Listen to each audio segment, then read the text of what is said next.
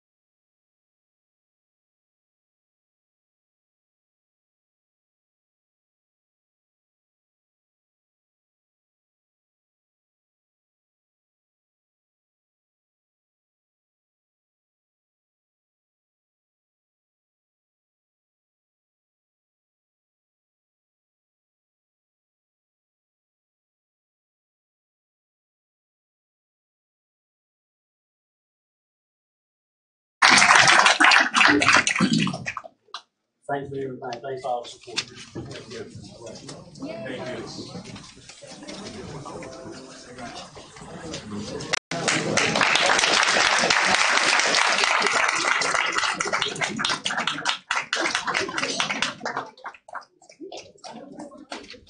We want to keep that celebration going as we want to recognize our students for academics as well. Dr. Williams. Thank you. So we're excited this evening. First of all, thank you, Board President Anderson and members, for recognizing our student athletes and now students in the areas of academics. We're excited to recognize students for their participation and scholarship as they took part in the district's reading and science fair. First of all, I'd like to thank our coordinators of ELA and Social Studies and Math and Science. Ms. Olivia Sanders, please stand. And Mr. Danny Tiles. They did a fabulous job at giving our students a chance to compete against their peers in school, but also able to go on to regional and state competitions. So I want to also thank our parents and family members for supporting your students during this time. I know that science fairs and reading fairs are family affairs. So thank you very much for supporting your students. And also to our teachers and principals who supported the school-wide district fairs. I want to share a little bit about both of these fairs so you'll understand why this is important for students to participate and how it directly impacts student achievement. So the purpose of the statewide reading fair is to provide students in grades pre-K through 12 the opportunity to share their favorite fictional, nonfiction narrative, or informational book through a storyboard or digital media display. So it's kind of like a book report on steroids. The Common Core, the Mississippi College and Career Readiness Standards also place a value on reading both literary and informational texts. In support of those standards, the goal of the Mississippi Reading Fair is to enhance and encourage reading at all grade levels and to allow students to collaborate with their peers. As a result of participating in this process, students will experience a deeper enjoyment from reading and develop a lifelong love of reading. The Holmes County Consolidated School District Reading Fair was held on November 14th at Durant Elementary School. The division winners will advance to the upcoming regional reading fair to be held at the Mississippi School for the Deaf in Jackson in February 1st. So a little bit about our science fair. A science fair motivates student interest in how their world works and is an opportunity to demonstrate mastery of the science, investigation, and reasoning skills that develop scientific literacy. Students apply learned skills and critical thinking in real situations to answer questions and solve relevant problems. Students validate their own scientific knowledge when they communicate and defend their thinking. This type of systematic problem solving is essential for success in the 21st century workplace. As we can attest to in the district office, we're solving problems all day long.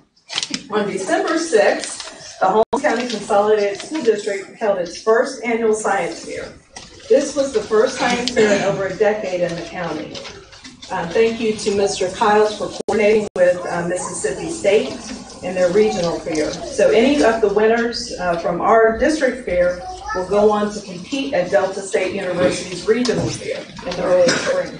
So each student that I call to come up front and be congratulated by the board and by our members here tonight.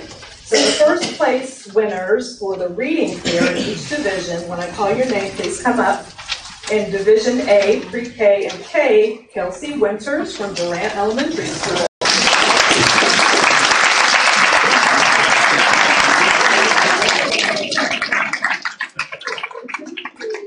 Grades 1 and 2, Caitlin Landfair from William D.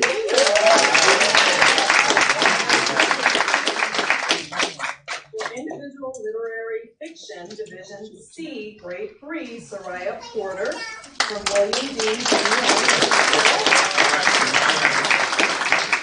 Division D, Grades 4 and 5, LaAudria Bridgeford from William D. by grade, 6th through 8th, Tyler Clymer from William Sullivan. And Division F, those are high school students, Kamari Rogers from Holmes Central.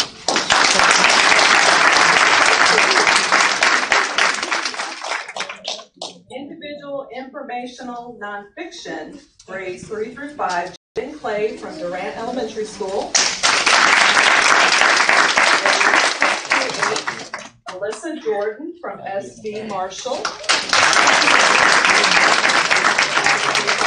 From grades 9 through 12, Caitlin Kimbrough from Holmes CCSD.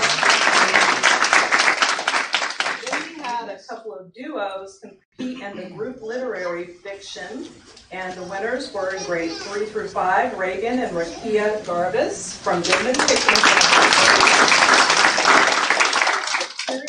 Victoria McGee from Durant Elementary School.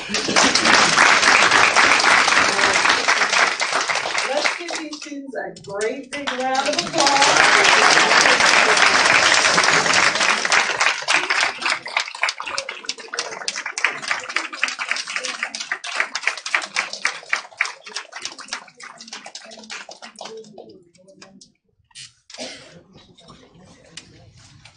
Board members, if you all stand behind the children.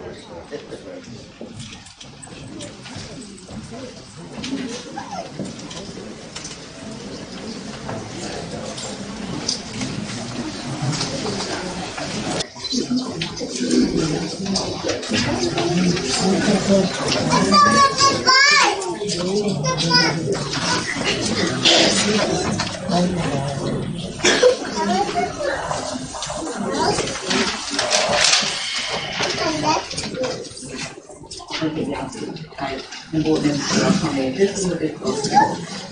Okay, look this way. Big smile. 1, 2. Big smile. 2. Big smile. 3. Thank you.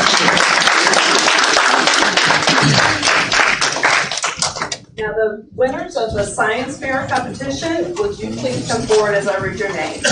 In class 1, first place, Dimitri Meeks from SV Marshall. Second place, Victorian Meeky from SV Marshall. And third place, Kanaya Lipsy from William Sullivan. Class 2, first place, Laudrio Bridgeford.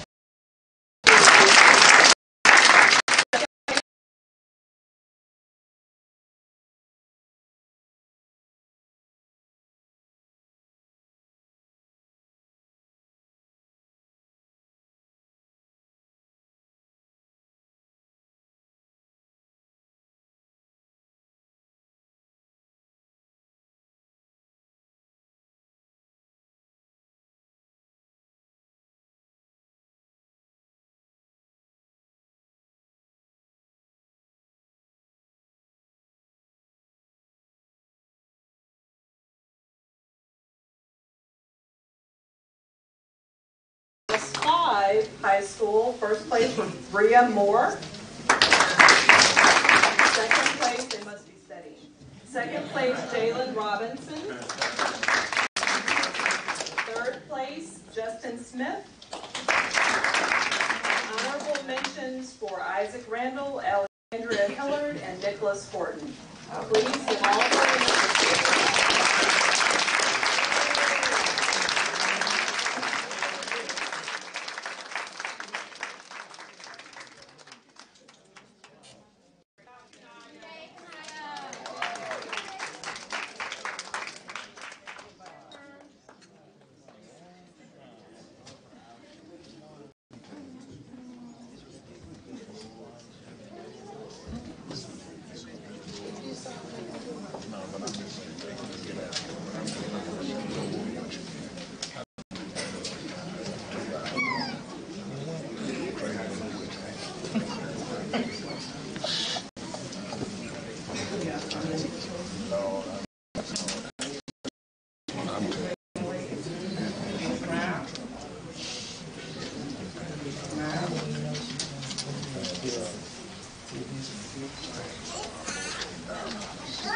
Great job.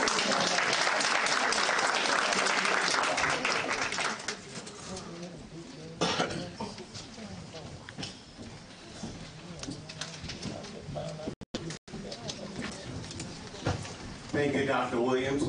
Ladies and gentlemen, by far, this is the best thing we could have done tonight, is to recognize these things. Go ahead, give them a hand, ladies and gentlemen. And our football team,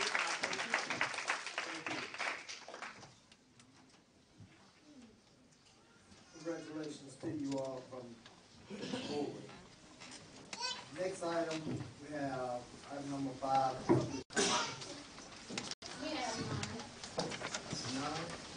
Public comment? Do I need to sign something? I didn't know. I didn't know I needed to sign anything. One up, 3 minutes. Good evening. How y'all doing? How you doing? Anthony Brown, concerned citizen of Holmes County, been a resident of Holmes County pretty much all my life. And still concerned about Holmes County. Hearing a lot of things that's going on, that's not going on. Safety is one thing I want to mention about in our school district that I'm seeing social media in different places with fights, things like that, drug usage in the school, in the high school, alcohol abuse in the high school. All of this is being played out on social media. You know, had a parent call me the other day concerned about stalls. I don't know whether the board has been to Central High School lately, but several stalls don't even have podiums. Like holding a restroom in a prison facility. Just open toilets. That shouldn't be happening in 2000 school in Holmes County. But kids don't have privacy to use restrooms. They don't have hot water in the school restroom. That shouldn't be going on in Holmes County. And we elected a board to hold individuals accountable for things that need to be done in this district. We're paying the superintendent over $170,000 a year. We need to hold them accountable. We have 5 for the first time in Holmes County School District. We've been in school for 5 months so far this year. We have had 5 principals at Holmes County Central High School. 5 principals. 5 in 5 months. That's a lot. It's a lot of turnover. One that was highly recommended by your superintendent of education. By the superintendent. That was a sexual predator brought before our kids and approved by this board. And this board is accountable. This board is accountable for the individuals that the superintendent that you pay $170,000 to bring before you and things that are going on in the school district. Some of which, from what I gathered, and speaking with the young man the other night, from the auditor's office, the school is about to be audited for things that are going on. Some of which some of you board members know about, that shouldn't go on, that's going on, and needs to be addressed. One in particular that was brought to mind is the fundraiser that the school has going on.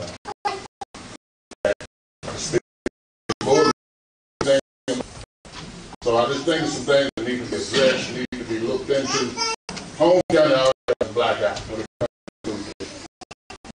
And when you have things going on, somebody's going to be held accountable. Somebody, you know, if things like this is actually going on where you have over $300,000 being raised in this school district and nobody knows anything about it. Mr. Brown, your 3 minutes has expired. Thank you. We thank you for the information you bring forward. These things will be addressed. Thank you. Next item on the agenda. Item 6. Approval of minutes. November the 12th, 2018, and November the 15th, 2018. Yes. So moved by Elder Dean and seconded by Ms. Jones that We approved the minutes of November 12, 2018 and November 15, 2018. All those in favor use the sign of vote now. Opposed, the same sign. Abstain. Ayes have it, and motion passes. There was 4 yeas and 1 abstain. So that we will be clear, because we have concerned citizens here, and they are, as they say, holding this board accountable. The vote, when we vote as a board, let us vote yea or nay, so that it will be clear what we're voting for and what we're opposing, and if there be an abstention, let it be known that the abstention is for the lack of information on that board item, that agenda item. Moving right along. Item number 7, presentation from the transitional team fund. Thank you, Mr. President. Late August, early September, the board approved the transition audit team. After 3 visits here to Holmes County Consolidated School District, the team has made its final visit and is now ready to present to the Board of Education and the community its findings. I introduce to you Dr. Nicole Williams, and she will introduce the audit team. Dr. Williams. Thank you very much. Good evening. Oh, good evening. We can do better than that. Good evening. As a former superintendent of a school district of 4,732,000, I know that the core purpose of the work that we do each and every day is to recognize the children in our school district. So I do want to say thank you to each and every member of this community for the intentional work that we do. Good evening, Superintendent Henderson, Board President Anderson, Vice Winters, and thank you so much. Board Trustee Jones, Board Trustee Elder Williams Dean Jr. Thank you for 34 years of service as a superintendent, as a leader, and the first Black superintendent in Holmes County. Give Elder Dean It's an honor and a privilege to visit William Dean and every school in the district. And Board Trustee, Mr. Rayford Horton, thank you so much for the service that you provide. Health services are so critical. We're going to talk a little bit about how they play into what we do every day to deliver on the promise of a high-quality education for every student in our district. I'm remiss in not introducing my colleague, Mr. Joe Pace. Mr. Pace's expertise, well, first of all, he's a native Mississippian, so give him a rousing round of applause. Graduate of Jackson State. His grandfather was the 4th president of Jackson State. So give him a rousing round of applause. 14 years serving in public education, and certainly a law degree as well as a degree in finances. He has brought an intentional lens to this team in the work that we do as we look at a superintendent's transition into a school district. The leader of our team, Mr. Greg Thornton, Dr. Greg Thornton, could not be here this evening, unfortunately, because he's traveling from an area where there's a restriction with weather. So I'm going to take a moment and recognize him in his absence. 40 years of serving in public education as a superintendent in several school districts. He's currently working very closely here in the state of Mississippi with Dr. Perry Wright. He works with 88 school districts with the NISL program, which is the National Institute for School Leadership, right here in Mississippi. And he's currently doing tremendous work across the nation as we talk about superintendents, leaders, school boards, and the work that we do every day to deliver on a high-quality, world-class education for our children. So I want to recognize our team members. As I noted, for my work this evening is to be very intentional, and I'll ask the board and superintendent to please hold you accountable to time. I know that you have a robust agenda, and I want to be respectful of that. It was an honor to walk in and recognize scholar athletes and our young people who are doing tremendous work academically, because we know that only through an intentional, purposeful lens around the work, there's value added when we support our students. They are the most valuable resource that we have in Holmes County Consolidated School District. And so I want to thank every member of this team. It is true what they say about Mississippi. It is just a wonderful, welcoming environment. My mom's from New Orleans, so she spent a little time in Tupelo, Mississippi many years ago. She's 83 years old and told me to make sure that I recognize and celebrate the musical history of the state of Mississippi. So I do want to take a moment and say that. So as we talk a little bit about the work that we do as a transition audit team, I want to be very intentional in understanding the core of the work that we do. Victory is in the classroom.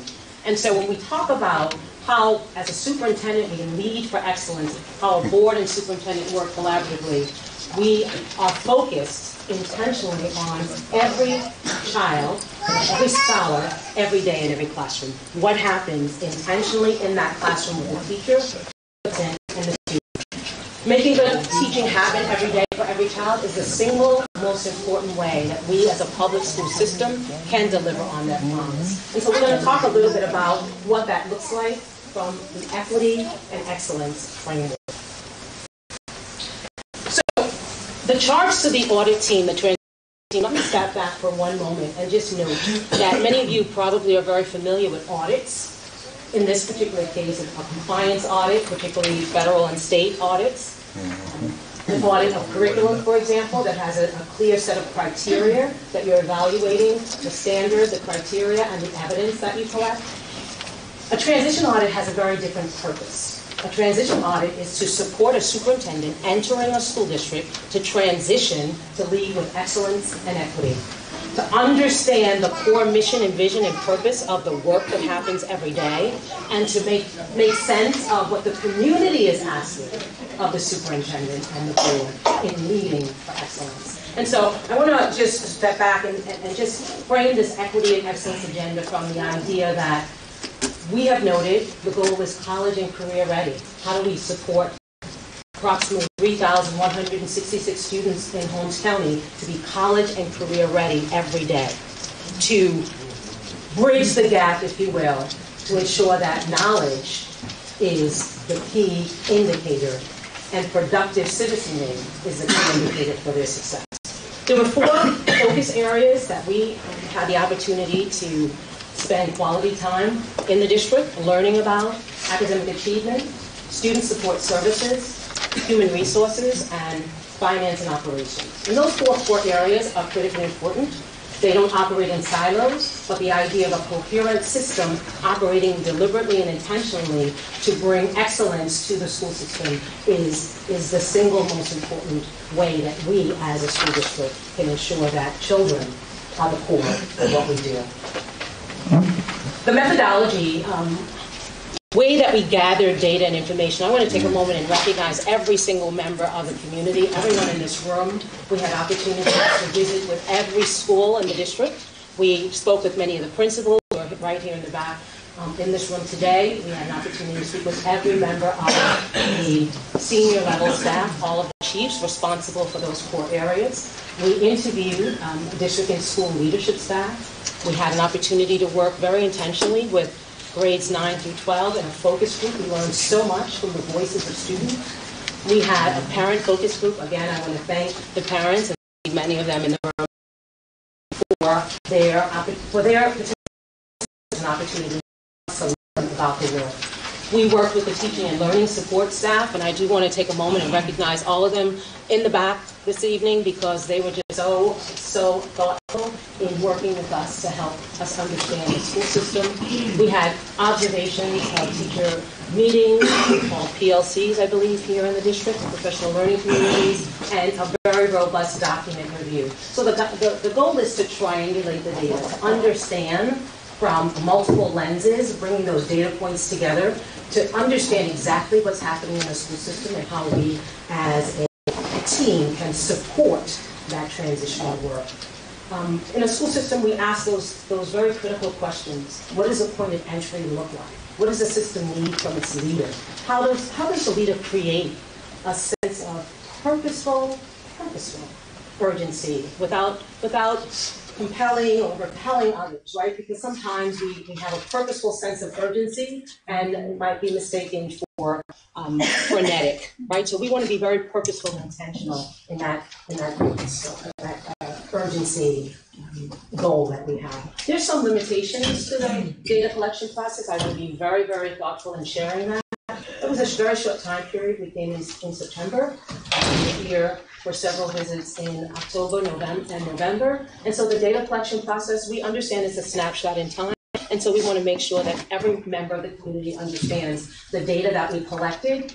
We know that changes are being made. It's a very complex organization, but what we have currently is the data from that collection time period. So there were 5 recurring themes that were emanated, if you will, from the data that we collected. Those themes from a robust analysis process. And one of the most incredibly powerful thoughts that was shared by all stakeholders was this idea of providing or ensuring that there's a robust, effective board superintendent governance structure. What does that look like? How do we support each other from a leadership perspective as we operate in tandem to move the district forward? Information was shared across our core groups, particularly from the interviews, from the document review, from the stakeholders, focus groups. There were several recurring themes about this idea of how do we ensure that the vision, mission, and core values are realized across our school district. And that's from a strategic intent and purposeful strategic planning analysis. Cultivating a purposeful sense of urgency and shared responsibility. And again, not a frenetic, but a purposeful, intentional sense of urgency. Cultivating an exemplary cadre of leaders, right? Recruiting, supporting, retaining. We heard a lot of challenges about recruiting to a rural community. As a former superintendent of an urban community, I had the similar challenges. So what do we do to ensure that every member of the team feels supported to deliver high-quality instruction and our leaders feel supported, shifting from managerial and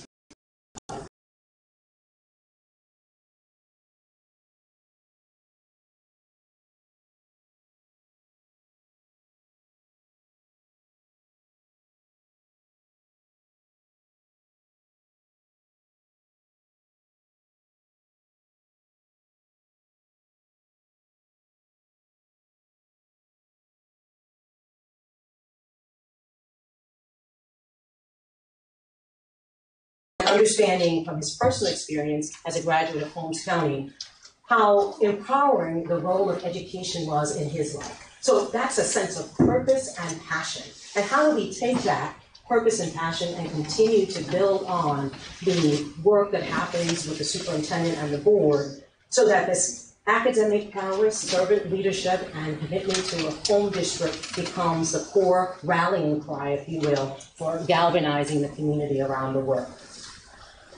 The superintendent and the board governance team is a very, very critical role. As a former superintendent, I know one of the things that I did very intentionally was to draw on my state board representatives to support us with facilitating a retreat. How do we walk and talk and think together? What does that look like? How do we agree to disagree agreeably? What is win-win? All of those topics of conversation. When I had a 5-member board and a 9-member board, similar. How do we ensure that our language supports the work that we do, that our actions support the work that we do as leaders? And so leveraging the resources, technical assistance, and support from the Mississippi School Boards Association might be one way to identify what are the key elements that support a district-wide improvement strategy, bring those elements into a coherent framework and relationship with that strategy, and guide the actions of all stakeholders to move this work towards academic excellence. Theme 2 was really about this idea of coherent structure. What is a coherent, seamless structure around the work consist of? So our mission is all about why do we exist? Why do we exist as an organization? And everyone in our community should be able to articulate why we exist. What are our core values and what do we believe? Our vision, what do we aspire to be? It was amazing when we talked to students. Mississippi, isn't it? We aspire minimally to achieve a B.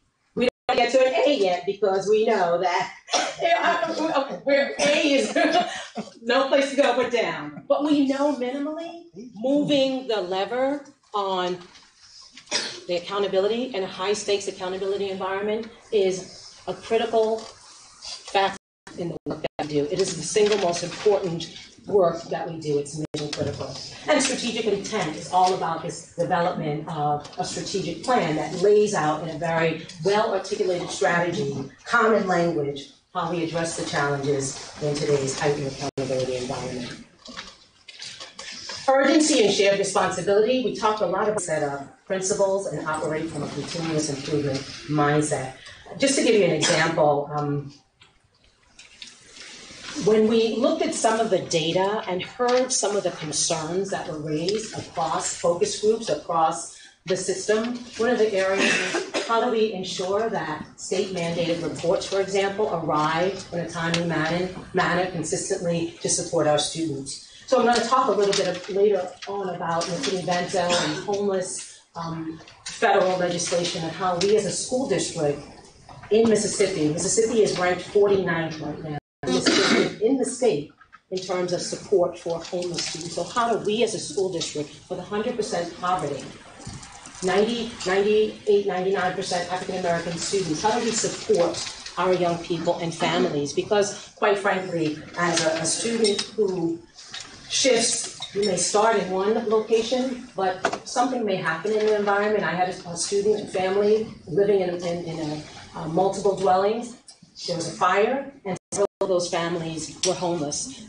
In September, when they enrolled in school, they were not identified as homeless. But in January, they were. And so how do we ensure that we're providing the support and services to families, particularly as we look at shifts in the environment?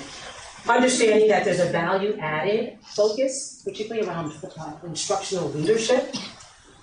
I think the language that was used in the 100-day plan, President Anderson and Superintendent Henderson, that there are two groups of employees in a school district, teachers and those who support teachers. And so our work, mission critical, must be focused on the instructional core, what happens every day in classrooms with the teacher, the student, and the content. How do we ensure that students have mastery of that content? We have to have adequate facilities. We heard from our 9th through 12th graders, they said, we need a new high school. There are things that we want to see in our high school. There are advantages and programs and initiatives. And so those are the kinds of challenges and opportunities that we have as we talk about this instructional leadership framework.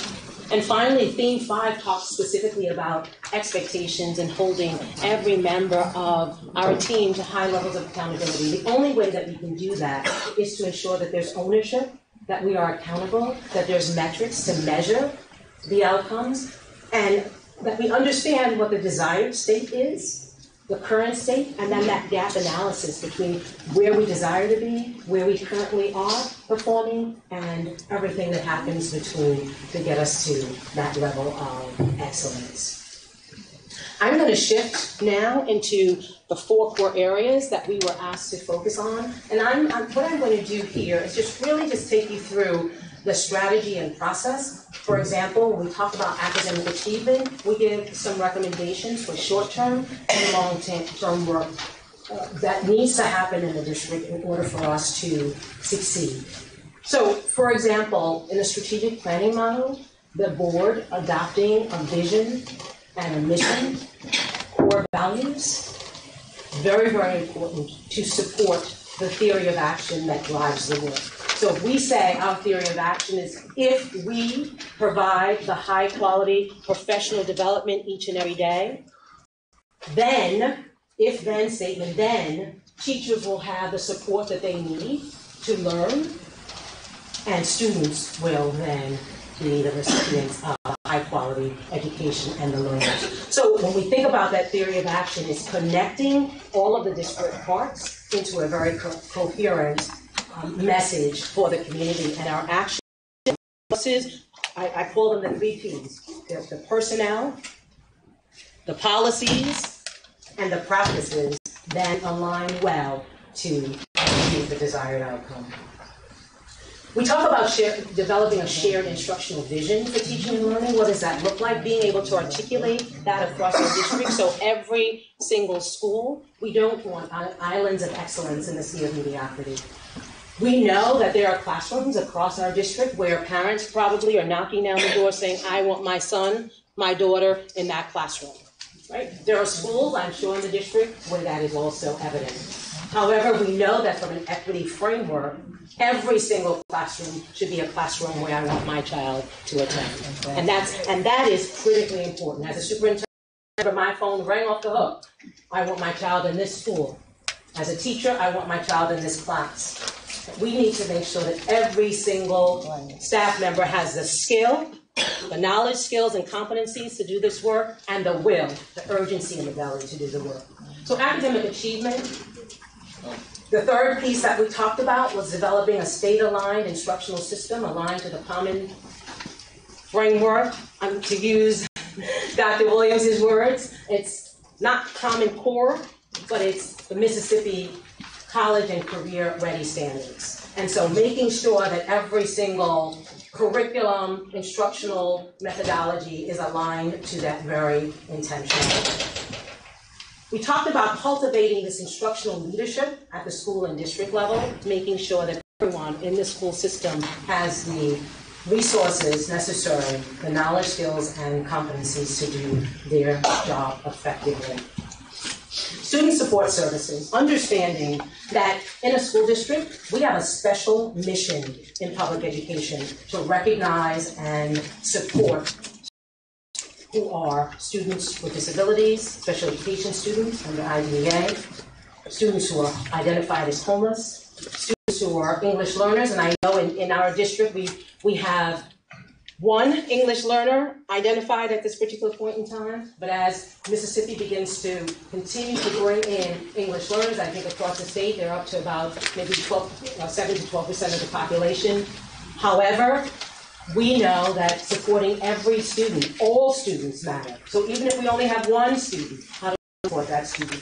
Special education, we heard some very interesting comments across the school system about the support for students with disabilities. One very poignant comment was about families understanding the regulations around special education, not wanting the child to be identified. So while we have a special education population approximately of about 14% currently in the district, how do we ensure that the identification process is coherent and aligns well with the compliance areas that support students to achieve the least restrictive environment? We talked about English language learners, homeless students. McKinney-Vento is a federal legislative act that talks specifically about how we support homeless students.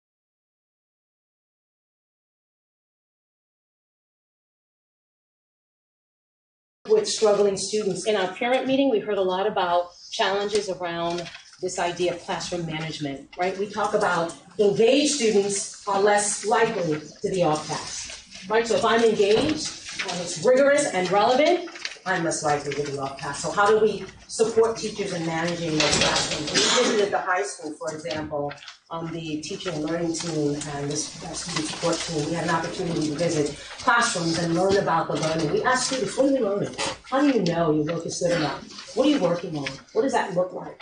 What standards are you achieving? The culture of literacy is critically important, how students understand and make sense of their learning and the mastery that is part of system-wide support. Family and community engagement, I just want to take a moment and just talk about the family community engagement opportunity that we had in the district. We worked with parents, we learned from parents, we asked them to envision what does the graduate from the Holmes County Consolidated School District look like, what knowledge, skills, and competencies, and they really set an aspirational goal that students would graduate with the skills necessary to achieve excellence. And so we want to just highlight 3 critical points. One is communication with families. The other is ensuring that families have information about the work, knowing how their student is performing, what they can do at home to support their child, and then of equal importance, providing a needs assessment. Understand what parents are wanting from us as a school district. Finally, our human resources section say that human resources must become the leader in our talent development. When we're struggling with recruiting, supporting, retaining the highest quality staff members to do the work, how do we support those who are here, who are every day coming and giving of themselves to the work, this mission critical work? How do we ensure that they have the skills and ability necessary and the professional learning that will move them to a level of excellence? So in the human resources section, we talked a lot about this idea of creating a vision narrative. What does it mean to ensure that every single member of the team is accountable for his or her work and moving forward to facilitate this process to ensure accountability around that going I'm going to ask my colleague, Gerald, to come up, Mr. Pace, to come up and talk a little bit about the finance and operations perspective of this team. Again, I know that we're giving you the highlights. It's a 30,000-foot overview. We are very intentional in the report. We talk specifically about the findings, recommendations with data, triangulated data. We looked at each data point. If the data did not align to other data points in the analysis and the collection of data, we did not use that particular point because we wanted to triangulate. If we only heard one person say it, while it was important, we did not use that as a data point. So I do want to turn it over to Mr. Pace to talk a little bit about finance and operations. Good evening. My colleague mentioned, I will be very brief. The finance and operations review, I want to reiterate, was not a financial statement review or a compliance audit. It was just an overall, where are we now and where would we like to be in the near future.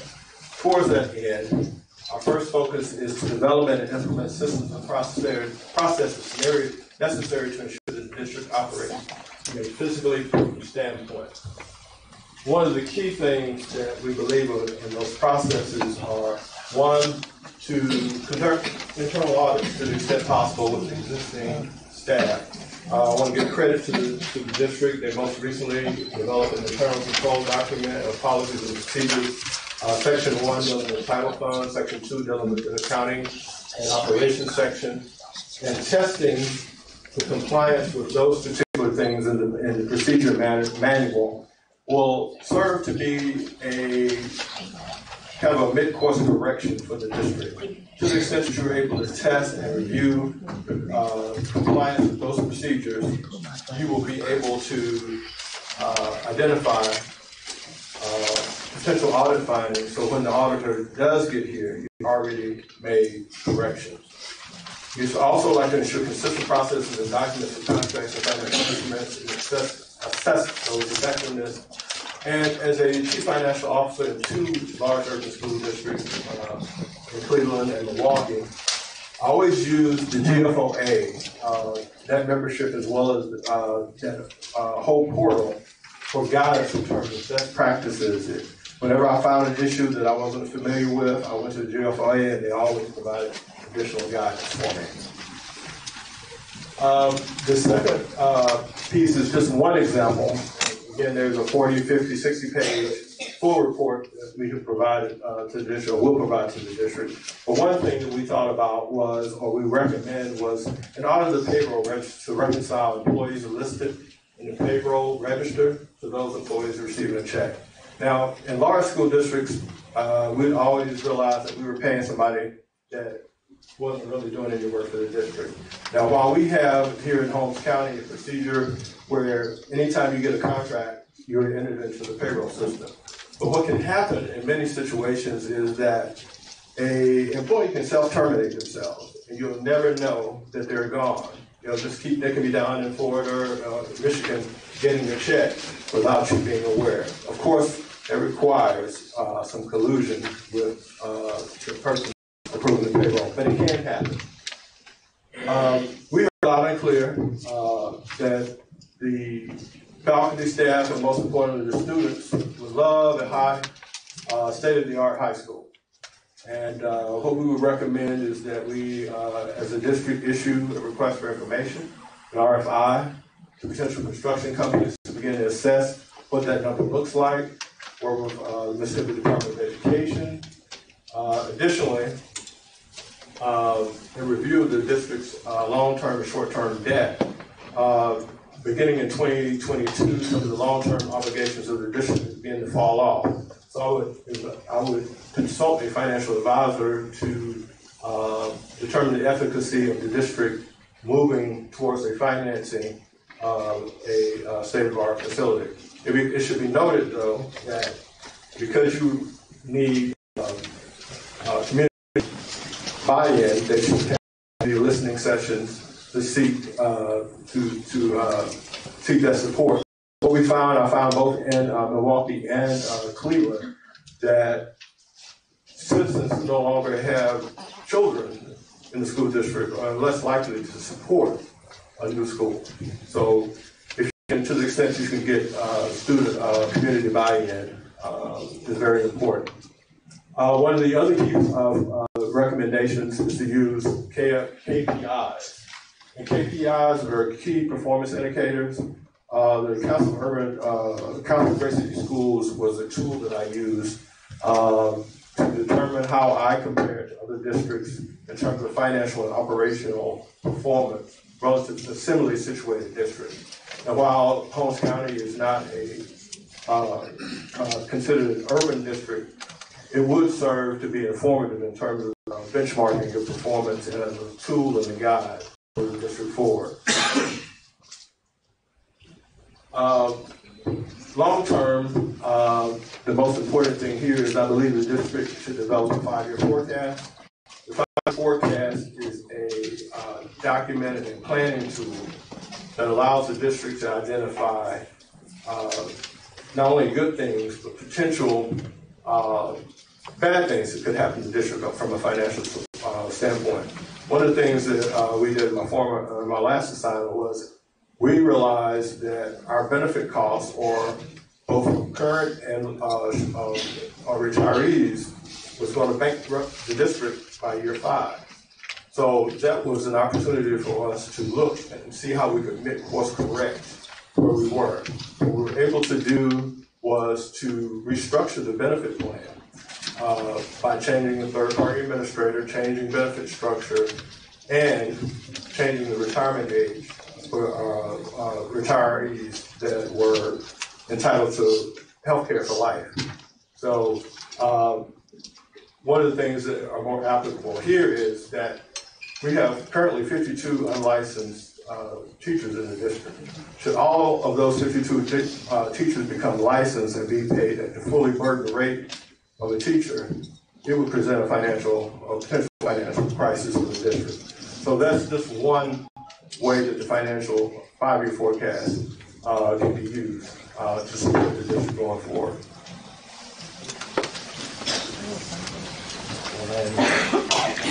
The slide you all been waiting for. So we thank you. We know that while we may have presented some seemingly intractable challenges facing the district.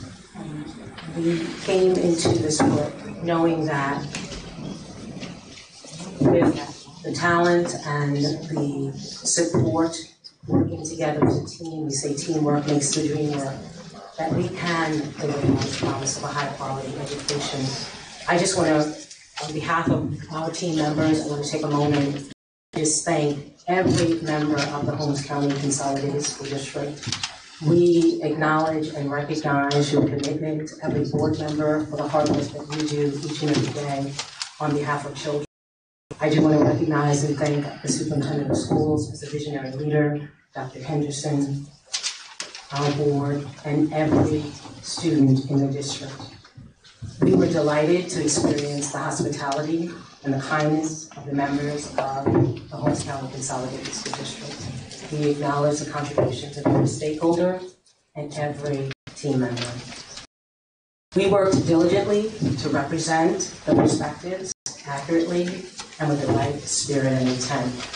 The observations and recommendations in this audit report are not intended to point any fingers at anyone or unfairly criticize any particular member of the community or school district in this moment. The purpose of the audit is to provide feedback and commentary to support the district with achieving its goal of increasing student achievement and closing the gap with students. Lastly, we are deeply grateful to the students. I call them scholars. Across my 32 years of education, serving in public education across the United States and in Europe in particular, I have come to understand and learn that children, our scholars, are an asset and a resource. And in Holmes County, as we saw tonight, in our visit, every classroom in the district, and every school in the district, meeting with students, talking with them, talking with parents, they are the world's greatest resource. They are Holmes County's greatest resource. And in the words of John F. Kennedy, our best hope for the future. We want to thank you. We deeply apologize for taking more time than it was allotted to us, but we did want to at least deliver the report in the manner in which we were charged to understand, make sense, and share the work in a very thoughtful way. We hope we've done that this evening. Thank you very much for your attention. Dr. Page, and then Jackson, Dr. Thornton. Thank you all so very much. I look forward to receiving that report in full. Thank you so very much. Now down to item 8, financial business.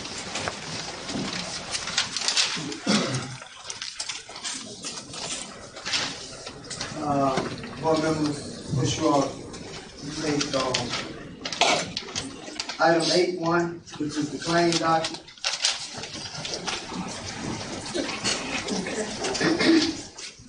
Good evening, Board President, honorable board members, Superintendent Henderson.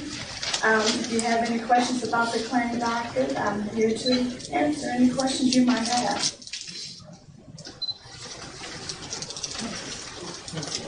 Yes. Item on the claim docket. Item 6240. 6240? Yes, ma'am. Well, I brought my copy this time. I just want to know.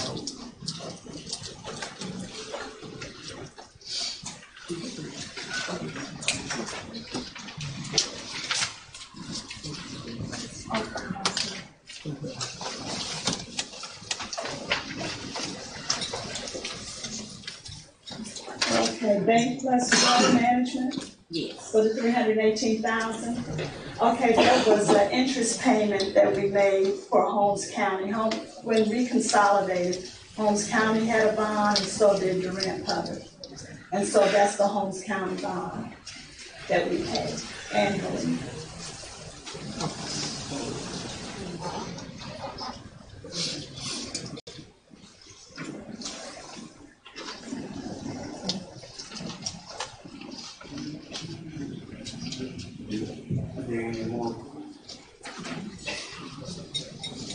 Ms. P, Yes, sir. would you provide information for the bond that we paid, which we, People's received Bank. from Q Grant, right? Okay, yes, that one was for $92,068.75.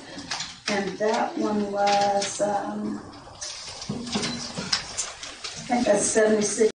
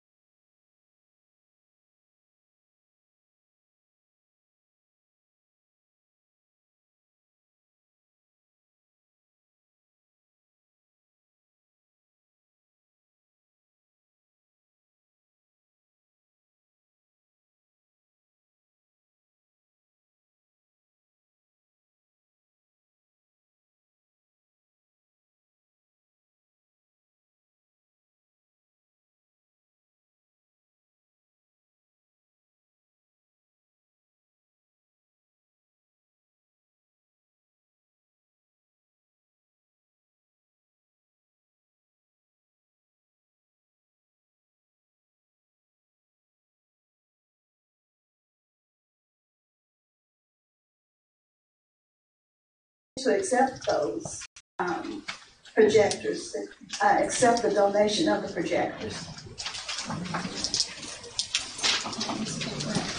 I move that we accept the approval of the donation of the Epson projectors from Clinton Public School District. Second.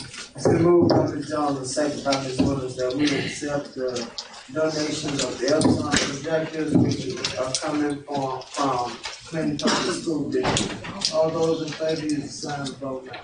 Aye. Opposed, the same sign.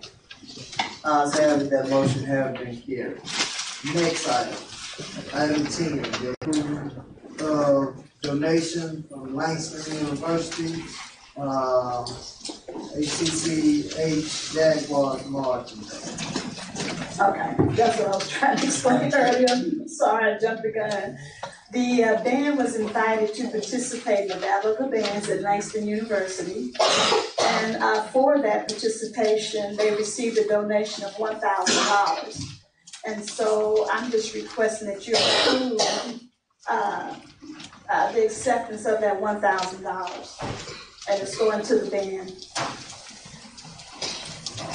Mr. Chairman, Yes, Ms. Martin. I accept the donation. Second. It's been moved by Ms. Williams and second by Elder Dean that we accept the donation to the marching band, Jaguars Marching Band from Langston University. All those in favor use the sign of vote now. Aye. Opposed, the same sign. Ayes have it, that motion has been carried.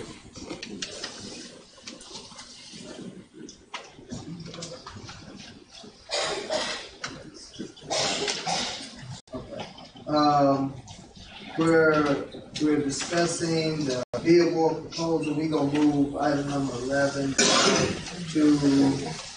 item number 21, so that it will coincide with the picture that's presented on the agenda. If we can, show them a motion to make that motion. Okay, Mr. President, I move that we move the billboard proposal to item number 21. Second. It's been moved by Ms. Jones and second by Elder Dean that we move item number 11, which is the billboard proposal, down to item number 21. All those in favor, use the sign of vote now. Aye. Opposed, the same sign. Ayes have it, that motion has been carried. Next item on the agenda, out of district travel request.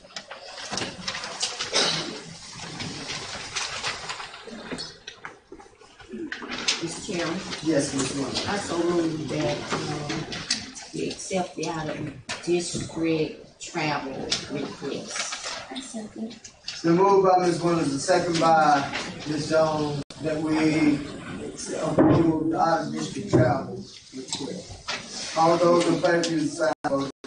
Aye. Opposed, the same sign. Ayes have it, the motion has been carried. Item 12.2, the out-of-state travel request. Mr. Chairman, Yes, Ms. Williams. so move that we accept the out-of-state travel request, that we approve the out-of-state travel request. I second. It's been moved by Ms. Williams, and second by Ms. Jones, that we approve the out-of-state travel request. All those in favor, use the sign of vote now. Aye. Opposed, the same sign. Ayes have it, that motion has been carried. We thank you. We welcome Mr. King up to the podium. We're now ready to enter into the 16th section business. We have 3 bids, Okay. 1 for each section.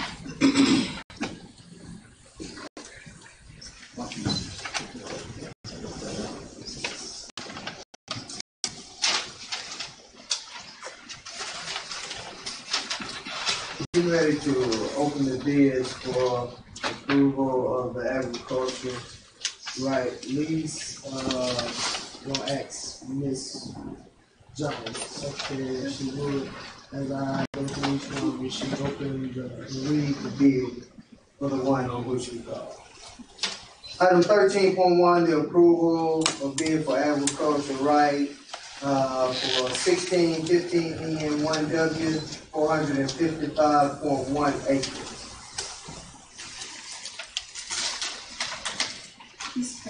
Yes. Yes, ma'am.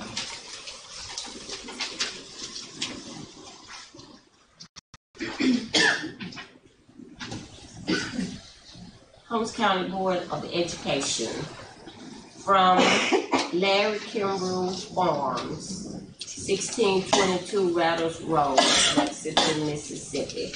Property description, section 16, township, 15E, range 1W.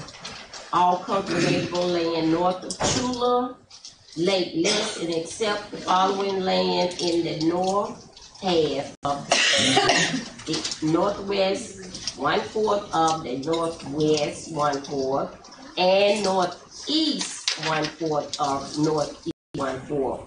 North of Chula Lake, as indicated by ASCS Astro Photographer being 455.1 acres, more or less. I hereby bid the sum of $65,700. An annual rental for a lease of agricultural rights on the above description 16 section public school trust land.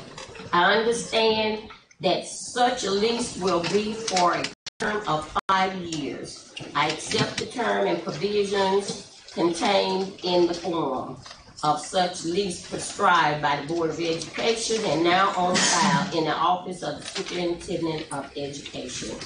Enclosed is a check for the first year rental of 10% of the annual rental by Larry Kimbrough Farms.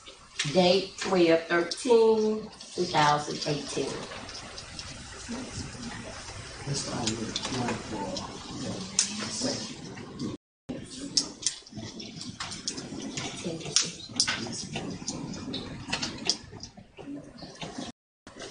The superintendent was to take on this week.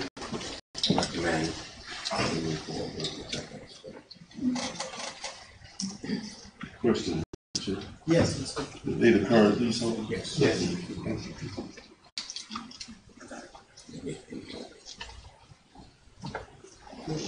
I would say that it's less than what they're paying right now.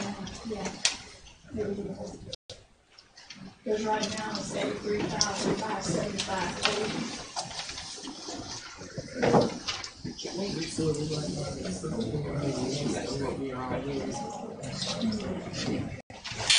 Mr. Chairman, Yes, Mr.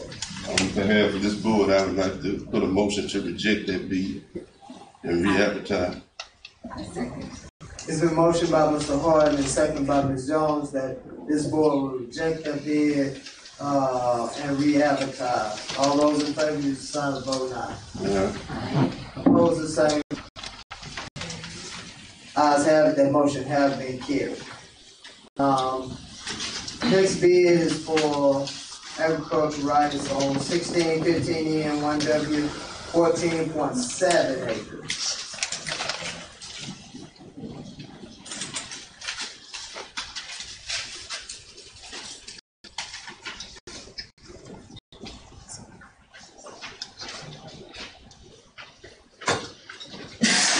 To Holmes County Board of Education, from Larry Kimbrough Farms, 1622 Rapid Road, Lexington, Mississippi.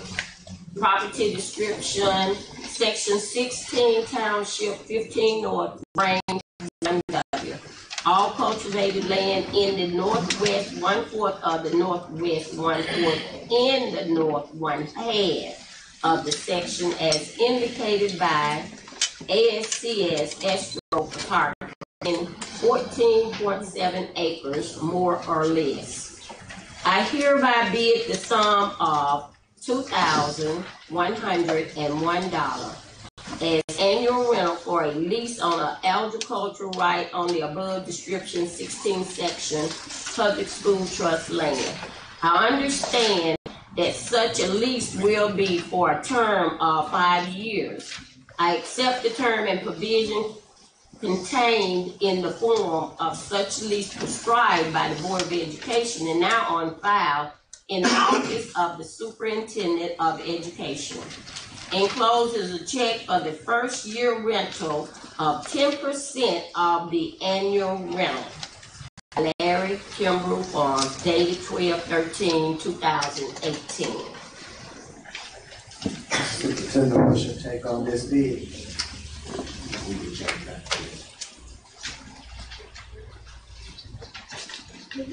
Board, what's your take on superintendent's recommendation? Mr. Chairman? Yes, Ms. Weather. I so move that we go with the superintendent's recommendation to reject the bid. Second. It's been moved by Ms. Weathers and second by Ms. Jones that we will reject this bid, be advertised for the bid on 1615 N1W, 14.7 acres. All those in favor use the sign, vote aye. Aye. Opposed, the same sign. Ayes have it, that motion has been carried. Now, at the last bid, which is the bid on 1615 N1W for 15.8 acres.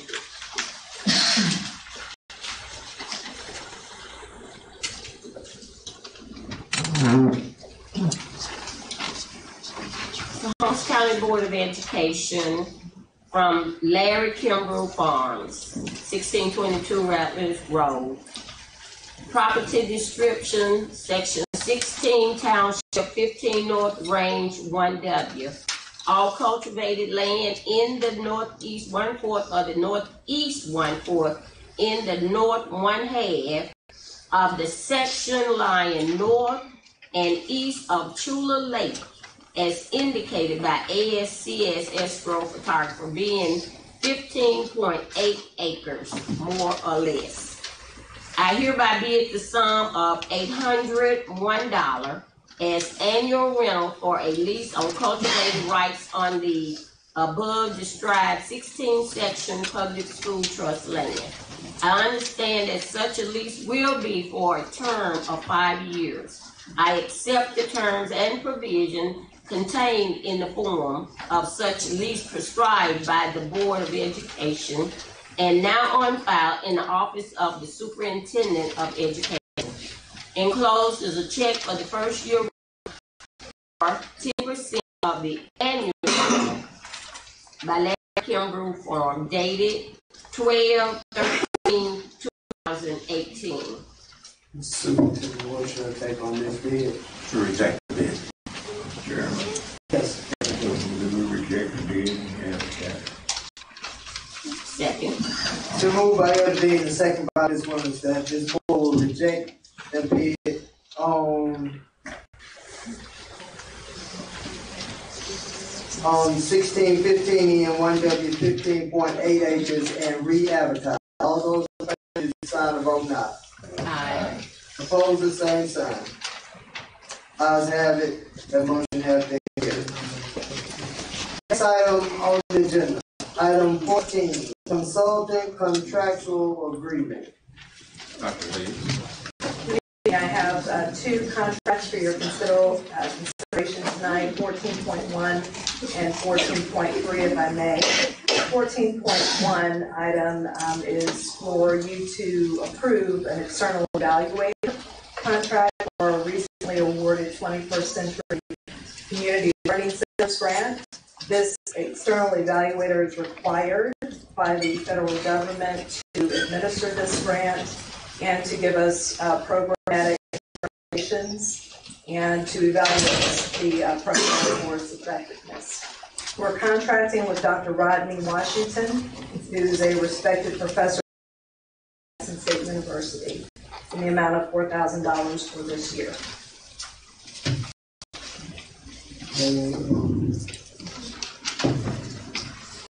You have this agenda this evening. You'll be accepting the grant, which is for a total of $100,000 over a period of 3 years. And we're currently in the process of planning for the implementation that will begin in January of next year.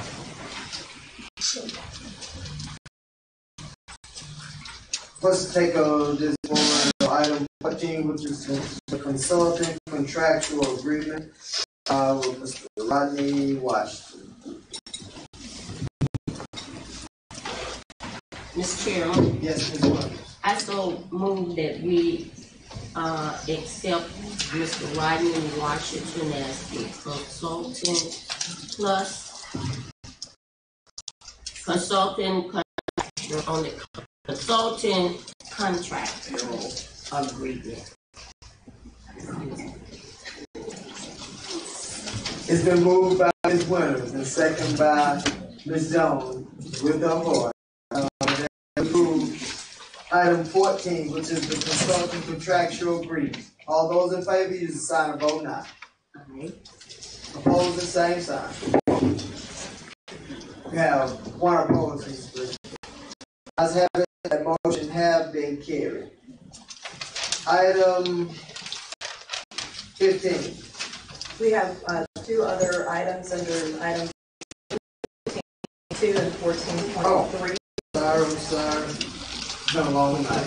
14.2 is not my item. May I go ahead and present on 14.3? Yes. 14.2 is we're asking that the board approve Mr. Amistad Law Firm. He will be the hearing officer of the district when that is hearing. Yes. I move that we accept the contractual agreement for Amistad Law Firm. Been moved by Ms. Jones, second by Elder Dean, that we approve item 14.2 and Mr. Nathaniel A. Umstead as our consultant. All those in favor, use the sign of vote now. Aye. Opposed, the same sign. We have no opposed. As have it, that motion has been carried. Item 14.3, National Institute for School Leadership. Yes, we have an exciting opportunity with the North Mississippi Educational Consortium, who will be facilitating the NISL Parent, Family, and Community Engagement Program. And we're going to kick off this partnership in January, starting with an institute on January 7th, actually bookending a week of parent, family, community engagement with two institutes. The purpose of partnering with the North Mississippi Educational Consortium is for us to better understand how to interact and engage with our parents, families, and community members. The institute, school leaders, community members, parents, PTO and PTA presidents or board members. And during those two institutes, that team will learn more about community engagement, supporting parents and families to be involved in our schools. In between those two institutes on the 7th and the 12th, the North Mississippi Education will be conducting stakeholder meetings.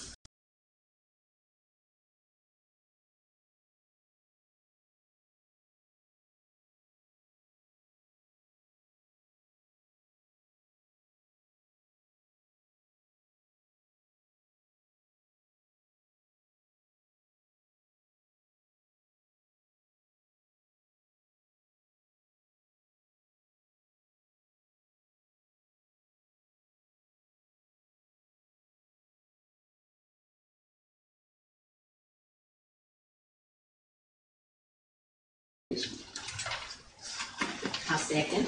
Been moved by Ms. Jones and second by Ms. Williams that we will approve item 14.3, which is the National Institute for School Leadership, Parent, Family, Community Engagement. All those in favor, use the sign of vote now. Opposes? Opposed. One opposed. I have it, that motion has been carried. Item number 15. Personnel. Yes, sir.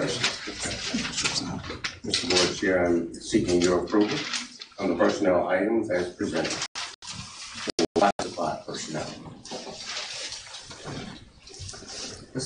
Taking this forward on 15.1, which is classified personnel. Mr. Chairman, I so move.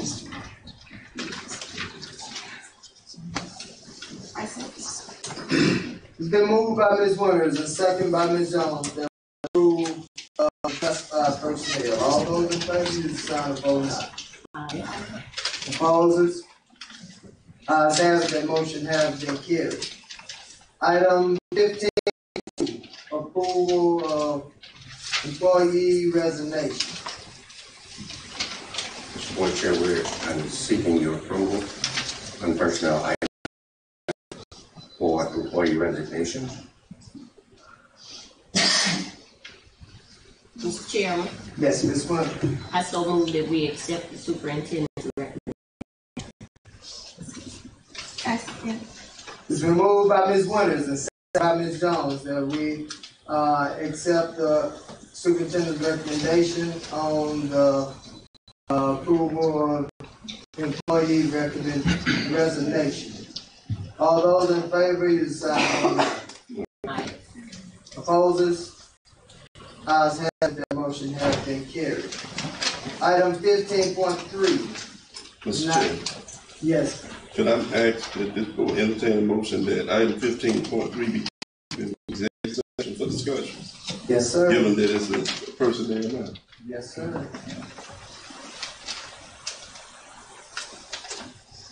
Another chair will. Mr. Chairman. Yes. I would entertain a motion that 15.3 be moved to executive session for further discussion. Second. It's been moved by Mr. Hart and second by Mr. Anderson that item 15.3 be discussed in closed session. All those in favor, use the sign of vote aye. Yes. Opposers, same sign. Ayes have it, that motion has been carried. Item 15.4, employee termination. Mr. Board Chair, I'm seeking approval on the personnel item as presented for employee termination. Mr. Chairman. Yes, Ms. Winters. I so move that we accept the superintendent's recommendation on employees termination. Moved by Ms. Winters and second by Ms. Jones. That this board will approve the superintendent's recommendation for employee termination. All those in favor, use the sign of vote aye. Aye. Opposed? That motion has been carried. We have one opposed, Ms. Bridget.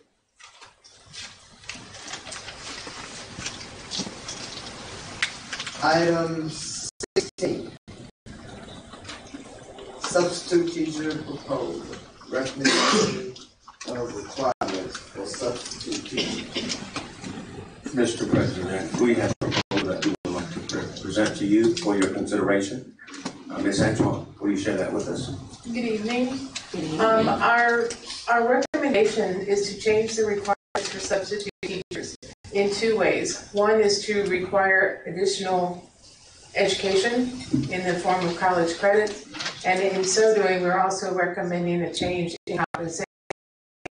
If you get your form, you see that change a regular substitute with a day-to-day assignment to $10 an hour, get paid, earning 60 college credit hours, which is roughly equal to an associate's degree. We want to consolidate the former long-term substitute and non-certified teacher into one category, calling it still long-term substitute. These would be teachers who are not certified but are teachers of record in vacant positions on a full-time basis. We will require a college degree, and they will begin receiving benefits after 21 days.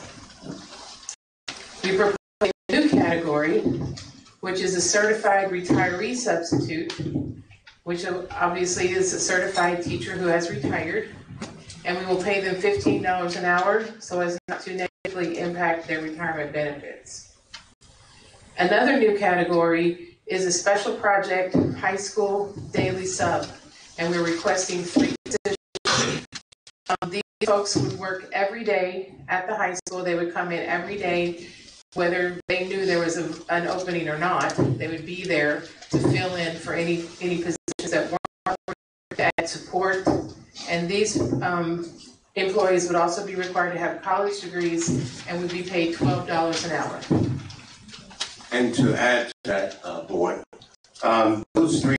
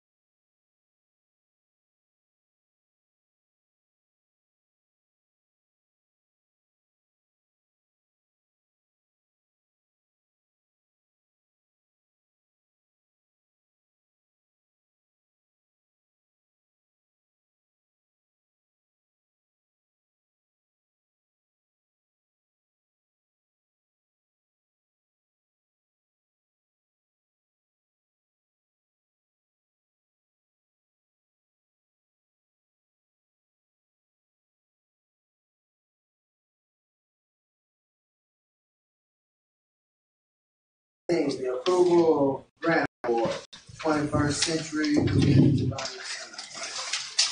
Yes, the Holmes County Consolidated School District is the proud recipient of the 21st Century Community Learning Center. Our program will begin in January of this year and run for 3 years. The total grant amount is $700,000, $250,000 in the first 2 years, and $200,000 on the last year of the grant. Our program right now is under the development stage. We will begin in January of this year and run through June. In subsequent years, we'll begin the first semester. This grant was awarded late, so that's the late start this year. We will have after-school programs at 4 sites funded by this grant. The 5th site funded by another federally funded source that will run Monday through Thursday, approximately 2 hours and 25 minutes after school. Any questions from the board? Yes, question. Under this grant, will there be hiring of new staff or will current staff be working on?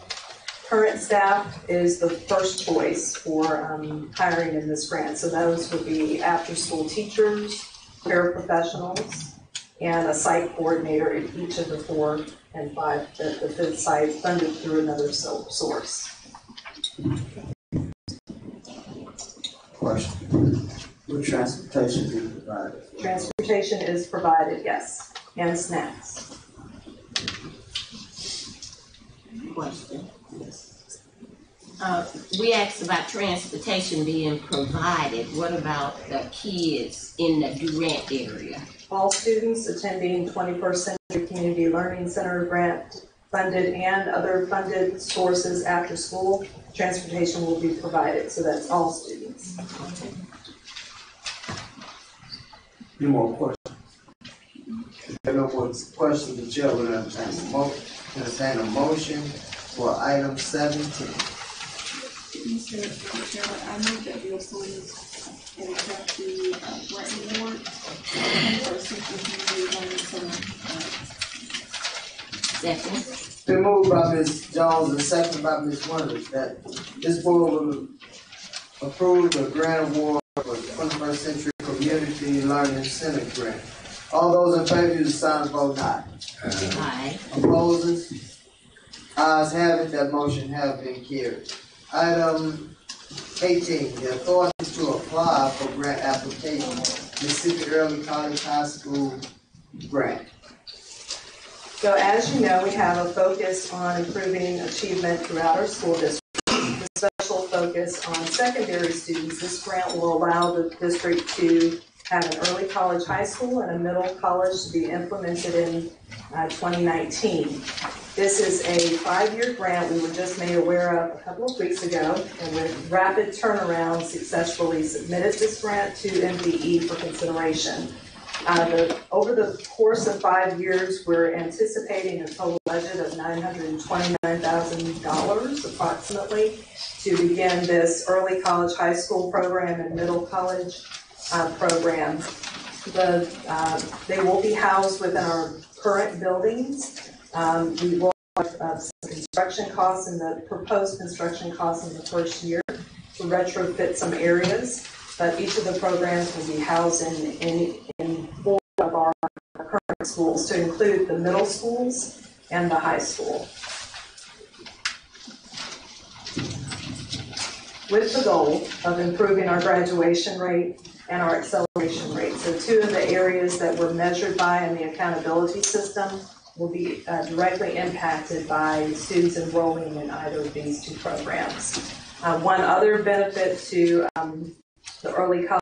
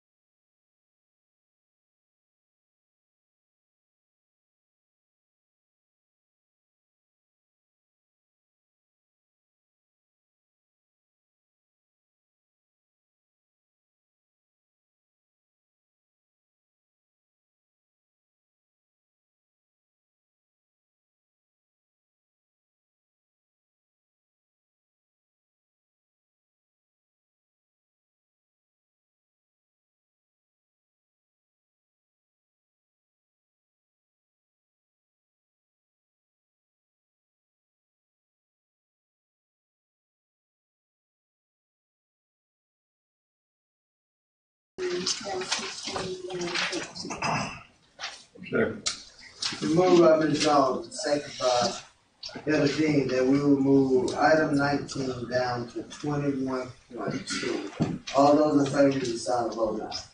Aye. Opposed? Ayes have it, that motion has been carried. Ms. Britton, do you have that? Okay, thank you. Next item. Item number 20, board policy update review. Attorney Piazza. Yes, sir. At the superintendent's request, looked at a policy that has not specifically been part of your policy, which dealt with employees recording students or other district employees without permission of those being recorded. We put that in two different proposed revisions. One is policy GAB, which is employee conduct, and the other one is use of cell phones by teachers and staff, policy IFBB. In both cases, this language would prohibit employees from recording students or other employees. The cell phone says on cell phones without specific permission of those being recorded, and the earlier one just doesn't reference cell phones, just said no recording.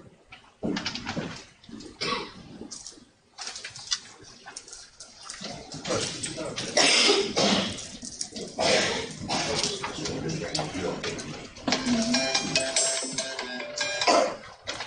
Okay, based on the information that was given, what's the take of this board?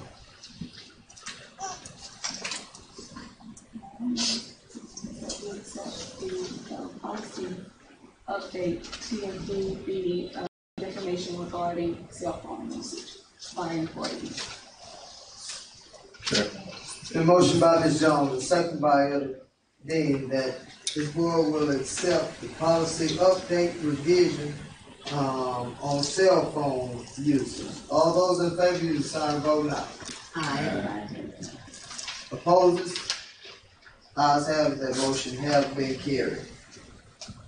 Next question. Yes. I know the motion has been carried, and we're talking about cell phones.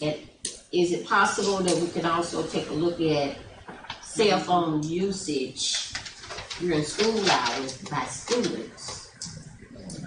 Yes, Since we're under cell phone, is there anything in? Mr. Chairman, you may remember that I have prepared a list of several policies that need to be reviewed by this board, and that the superintendent is going to appoint a committee to review them. And there are, in fact, policies that would relate to that, Ms. Winters, and they certainly do need to be reviewed and considered by this board. The board is just waiting on.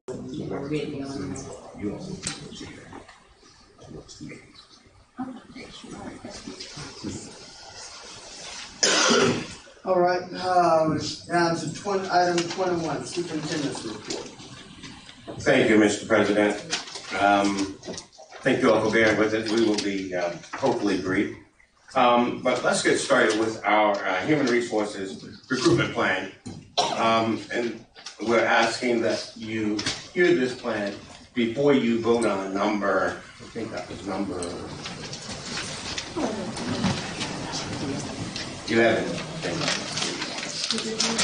Yes, good.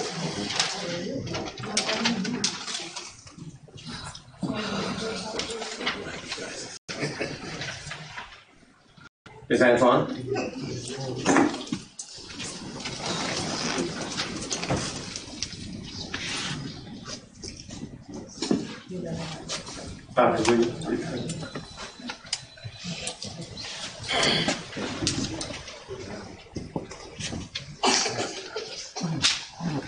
Okay, our recruiting plan has a two-pronged effort, expanding the substitute pool and using some dynamic recruiting strategies.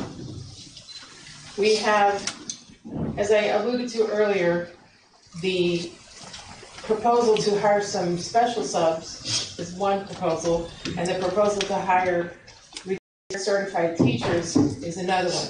That's the flyer that you see on the left side of the screen that we want to publicize. We are also having another substitute orientation next week to increase our pool of substitutes. And you had asked earlier about qualifications. Many of the people who've applied in the last week, month or two, not only have college education, but many of them do have degrees. So we will be getting much higher quality substitutes. We propose a billboard campaign. The tagline is, "Will you be my teacher?" We'll have billboards and radio ads, public service announcements flooding the airwaves. We've mocked up, this is a rough mock-up of some of our proposed billboards. They are actual Holmes County students. I'm sure you might recognize a couple of them.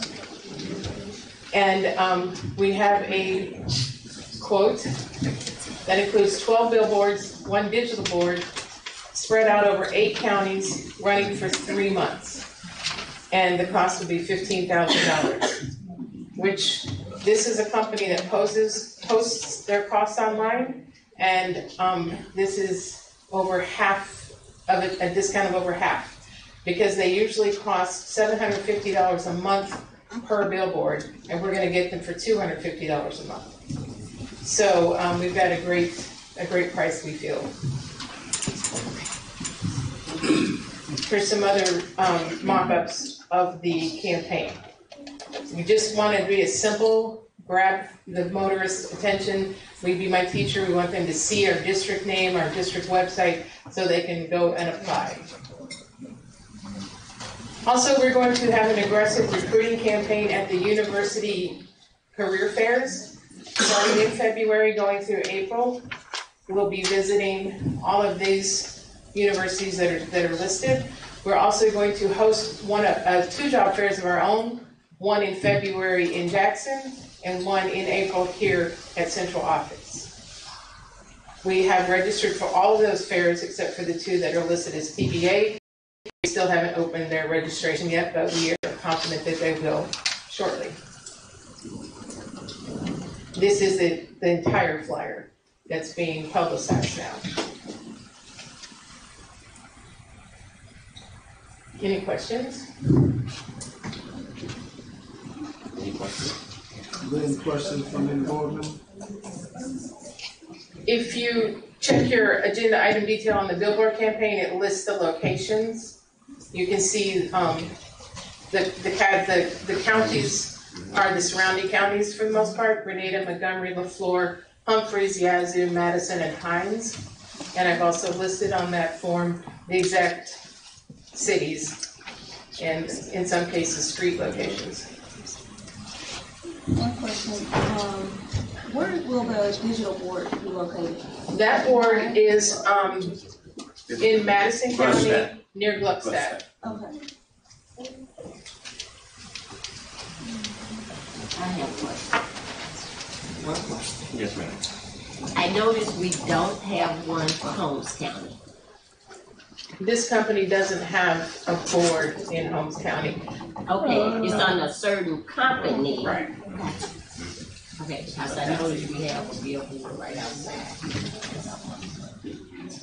It's something that Great. And that will be paid for.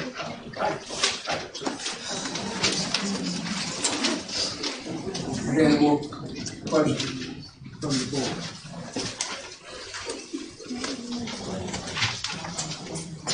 There are no more questions. Next item.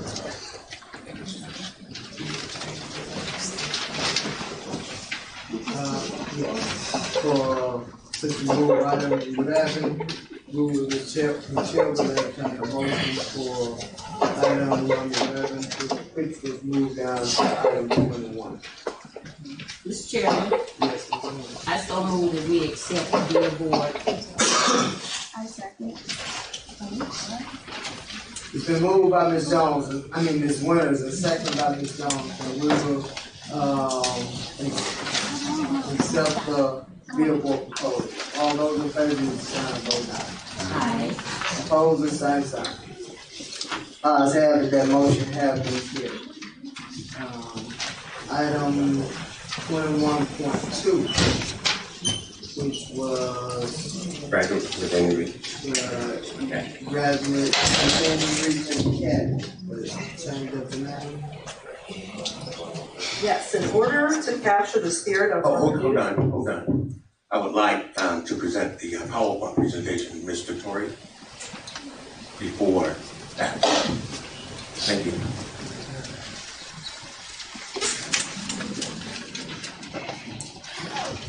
Good evening, board. Good evening.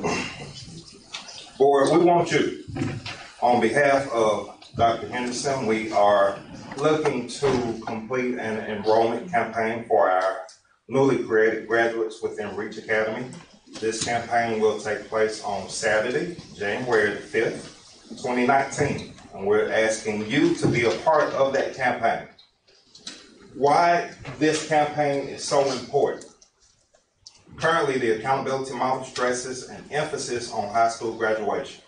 We have to make sure that within our accountability model, we place an emphasis on capturing student graduates. Graduation rates contribute 200 of a possible 1,000 points. And you can see from our graph there, for the 2017-2018 school year, Holmes County had a graduation rate of 69.6. Durant Public had a graduation rate of 72.1. We have to go out and capture those students. In order to get as many points as possible in that accountability model, we have to go out into our community and get those students back into school. How can we do that? We want to start with this enrollment drive. The Graduates Within Reach Academy is being established to assist students in course and credit recovery. This enrollment drive will take place on Saturday, January the 5th, 2019, at our newly created Graduates Within Reach Academy. We will begin promptly at 9 o'clock, and we will close this enrollment drive at noon. We're asking that our counselors be on site to register and enroll our scholars. And the goal is to physically go into our community and get students through a very, very strategic campaign. How will we do this? We will look at cohort lists pulled from our student information system. That cohort list shows every student that entered 9th grade for a specific year. What we're going to do is start tracking those students and make sure that those students, if they have not graduated, we either know where they are, where they've gone, or we know where they are so that we can bring them back in. As part of this campaign drive, 4 buses will canvass the Holmes County Consolidated School District area. We'll have 1 bus going to the Durant area, 1 bus to the Lexington area, 1 bus to the Goodman-Pickens area, and 1 bus to the Chula area. And we're asking our board members to lead this cause. We need you to lead this cause. Board members, we will partner you with a group of community members, civic leaders, appointed and elected officials to go with you on the bus to go and physically get these students. Once again, this is a strategic campaign, so you won't just be going blindly into the community. We're going to have lists of students who have been pre-identified for you to go and bring back to the Graduates Within Reach Academy. In terms of more planning, a light breakfast will be served for those individuals volunteering. Each board member will be assigned a team with corresponding t-shirts. Media will be made available to assist in spreading the word, and posters and flyers will be placed throughout the county. Also, posters will be placed at the high school with individual student names, and the hopes is that other students will pre-warn those students that we're looking for so that the word will spread. This is our flyer, and this is our shirt. I want you. We're canvassing our community for the Graduates Within Reach Academy, Saturday, January the 5th, and understand, each of you board members will have a mock-up design like this for your shirt. The goal is to increase our overall graduation rate, to impact the lives of those students that are credit shorts from graduation, to ensure that no student misses the opportunity to become a productive citizen of the community, and to understand that every student matters. We have to play an emphasis on those three words. Every student matters. From kindergarten all the way up through 12th grade, every student matters. Board, thank you for your time. Thank you, Mr. Torrey. Thank you so very much. Dr. Williams, to finish this out. All right, will you please change the name from the Learning Center to the Graduates Within Reach Academy? That's what we're asking for, a name change. Several months ago, Dr. Griffin introduced you to an intervention academy. The goal of Graduates Within Reach is to do just that, is to get those students who are very close to graduation over the hump and into a graduation gown and cap and cross that stage. We identified 29 promising students at the high school that will start our inaugural class at Graduates Within Reach Academy, and we're rebranding that building and the spirit of our schools to make sure that every student graduates on time. That's the goal, and we need to rename so that we can have a renewed focus on graduates. As a part of this initiative, have we also considered other support services that may be needed other than transportation? For students attending, yes. So the primary mode of instructional delivery at the Graduates Within Reach Academy will be virtual.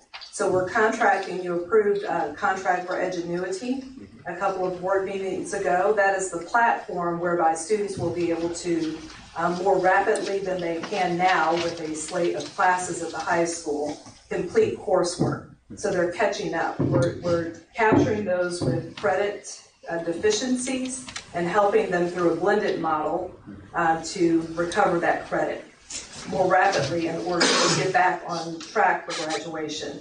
Some students in the 11th and 12th grade will stay and finish their coursework at the Graduates Within Reach Academy. The goal for underclassmen is to catch up and then return back to the high school to finish and graduate at the high school. And so wraparound services, perhaps besides transportation, the counselor and staff at the Graduates Within Reach Academy are going to be working with partners that we already have to provide wraparound services for students who, for whatever reason, are over age and need that wraparound service in order to graduate. I was speaking in terms when I asked about support services. Supposing that there's a student who wants to come back and they may have a child now, and child care is a problem for them. What kind of support service have we identified to assist people when those needs come in? So specifically, I can't speak to preschool or pre-K services within the community, but our counselor at the Graduates Within Reach Academy, Ms. Fox, is very skilled in helping individual students. In whatever case that student comes to the academy, our counselors and the director of that academy can reach out for those services. It's virtual learning done. It's easy to address that, those students. It's not required that they sit in a physical seat to continue to learn. We appreciate the support of the teacher, though, in that shared responsibility. But students can use the program outside of the walls of the building. So I have two questions actually. The first being registration is January 5th. Now we're at December 13th with holiday season in between. So what is the strategic plan? So I'll know how I'm supposed to allot as far as time and canvassing the community and all that. You guys have that kind of Yes, down? actually we do. So if this is approved this evening, on December 17th at 6:00 p.m., we will be asking you and all of the those students whom we have identified to have an open house at the new Graduate Within Reach Academy down in Children. Okay, and the second question, you said that this is virtual. Is this more so a virtual academy? So how are we addressing the fact that some of the students do not have a computer? So we are providing laptop computers at the Graduates Within Reach Academy. Extra computers, they have some now, but we're supplementing to make sure that each student, that we're one-to-one computing at the Graduates Within Reach Academy.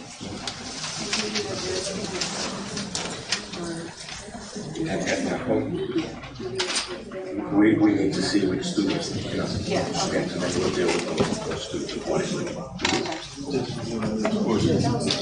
Just one last question. Then what are the plans for the current learning center program? So we'll continue to serve students who have behavioral difficulties, and for whatever reason, we're not allowed to remain in their school. So they'll be integrated in the system just as any other child who will be at the Graduates Within Reach Academy.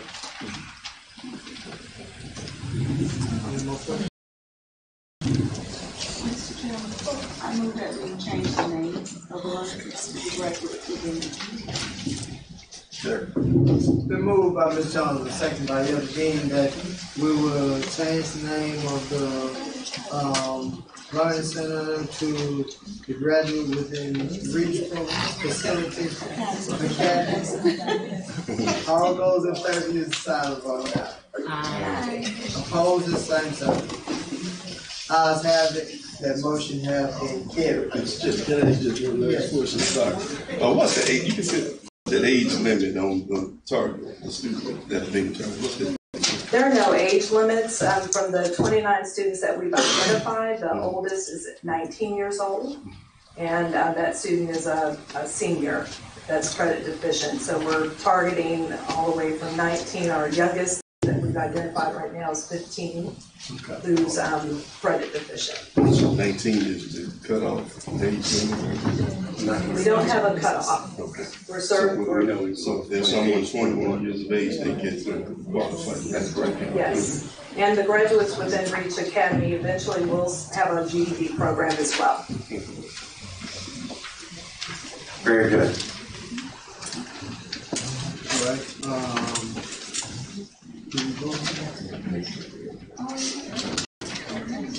All right. We did. All right. Then one last thing before we look at the HCCSD at a glance. I would like to hear from the work that Dr. Rucker has been doing particularly with the high school, as well as the other schools in the district. Dr. Rucker.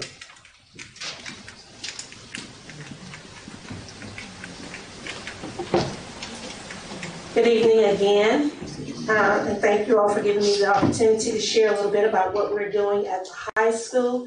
We have created an instructional team at the high school. We heard the transition team come in early and say that the most important thing that a school district can do is actually impact what's happening in the classroom with teachers. And so we are here aiming to support that very work, to support the critical factors for a successful school, and we're doing that through classroom observations.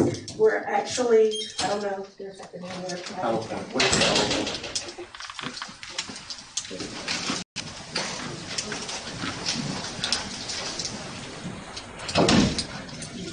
It's not. I'm sorry. Here. You don't have it? Sorry about that. Go ahead without. No problem.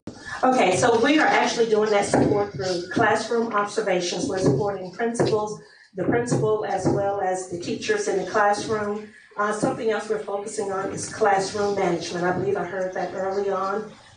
The information that they receive from teachers, as well as the community transition team talked about classroom management. We're trying to support their work not only with coaching teachers and helping them in that particular manner, but we're also looking at training professional development so that we can provide teachers with additional skills on how to think, on how to actually support that.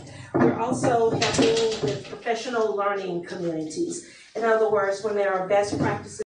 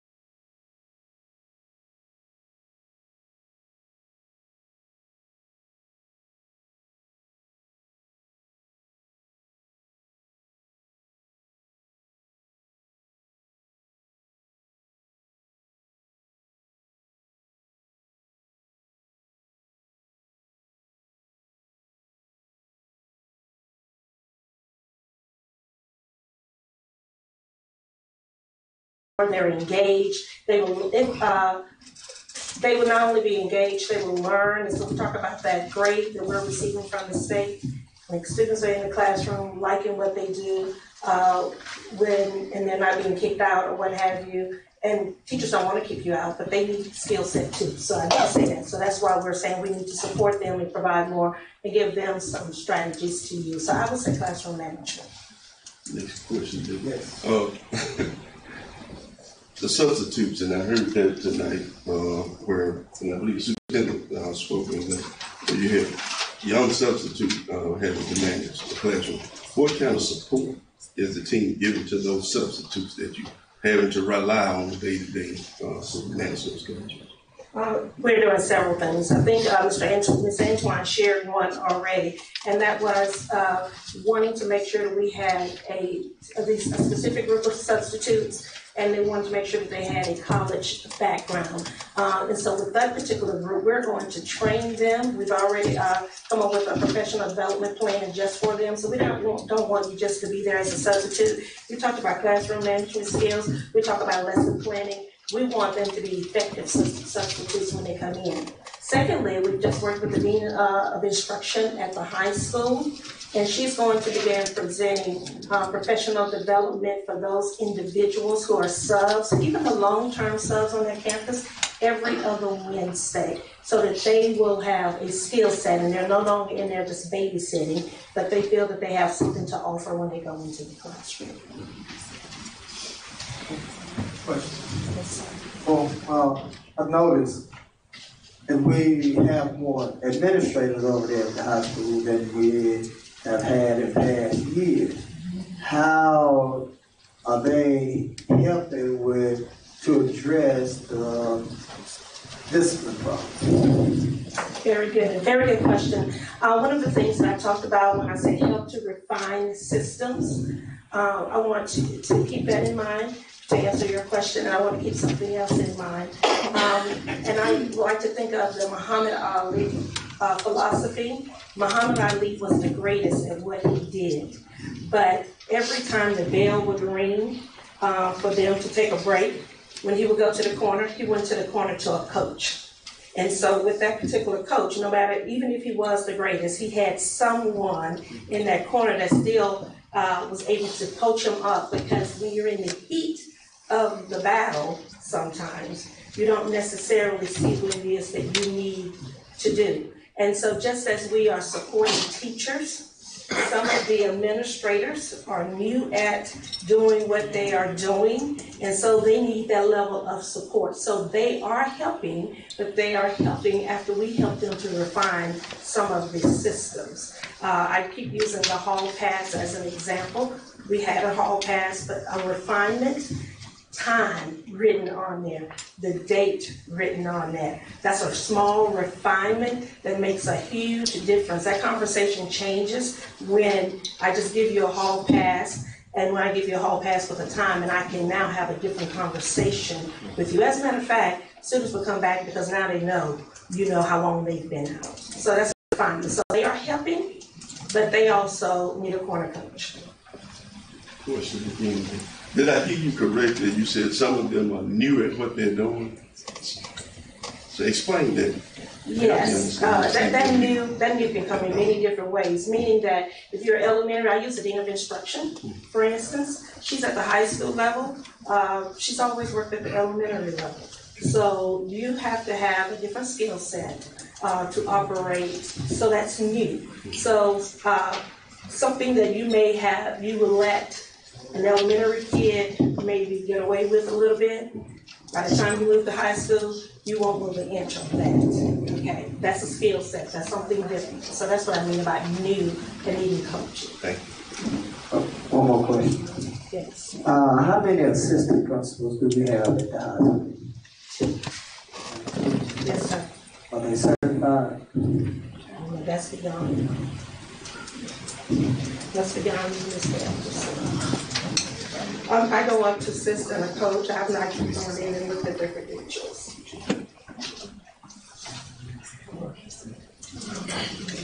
We'll find out.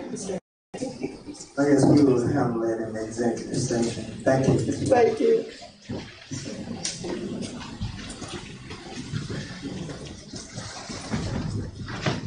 And lastly, well, not quite lastly, I have one other thing before, but I want to draw your attention to the Holmes County Consolidated School District at a glance. This tells our story, ladies and gentlemen. And we really need to look at this and digest this. As you can see, our district is almost 99% African American. Okay? You see the data. And this is what I found really interesting. I've never been in a district where the male population is higher than the female. This is interesting to me. But let's take a look at the special ed population. 13% of our students are in the special ed or exceptional ed population. And we all know, 100% free and reduced. 3166, that's our enrollment. But you were at in Holmes last year, should have been 3197. Am I right, Mr. Dory? Yes. So those individuals will be a part of, we're going to find out where those kids are.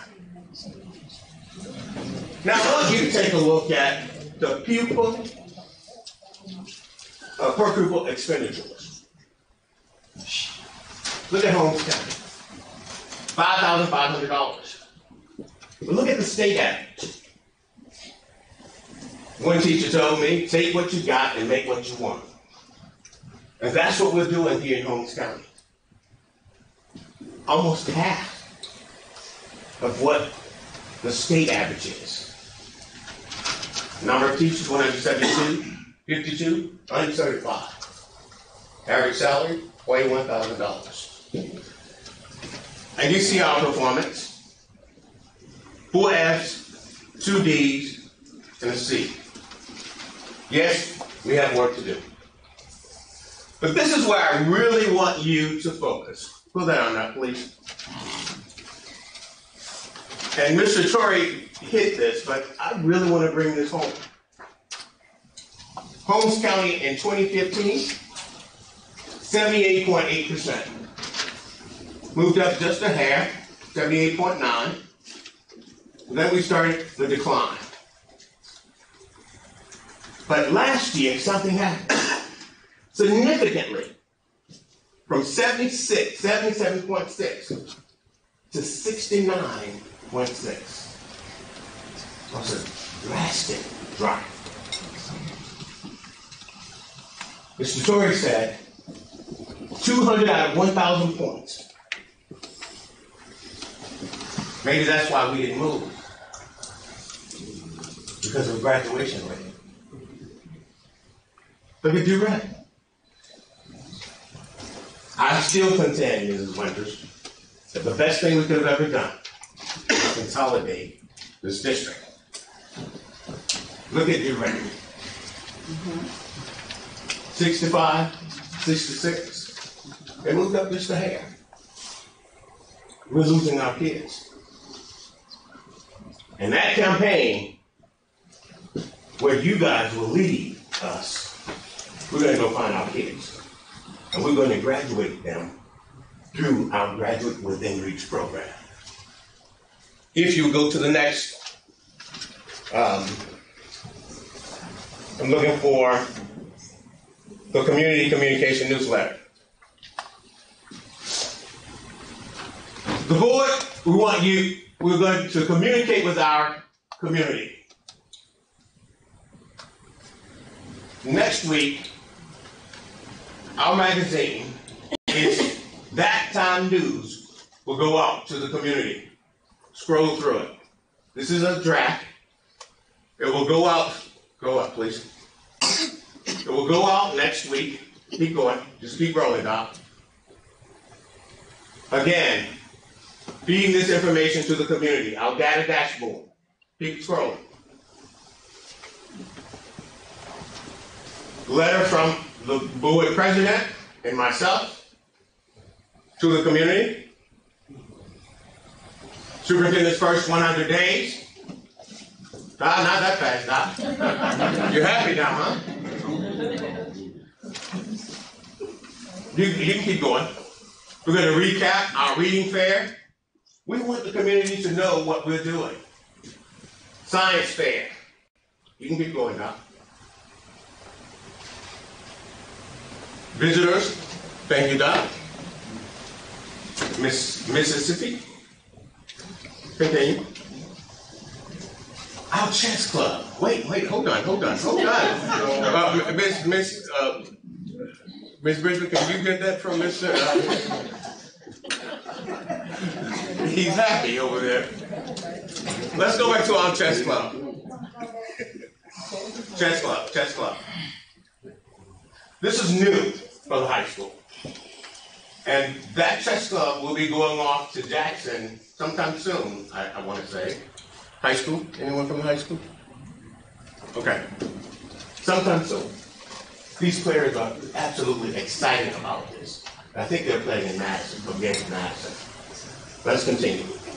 And just recapping, you can go on. And just recapping the great things that have happened in the last 100 days. Keep going. Looking at our partnerships, continue. Coming soon, after school and summer activities, golf, soccer, baseball, tennis, music, theater, dance. We're doing great things for our children.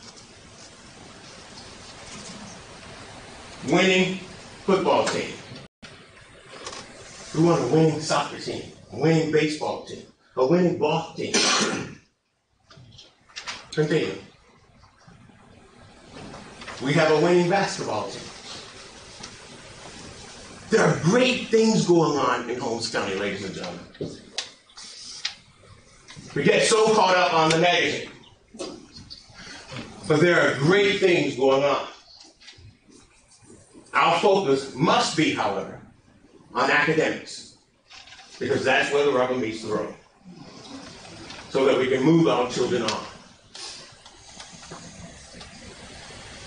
But the community will receive this information next week. Go ahead and close it up. Any questions? Thank you all so very much.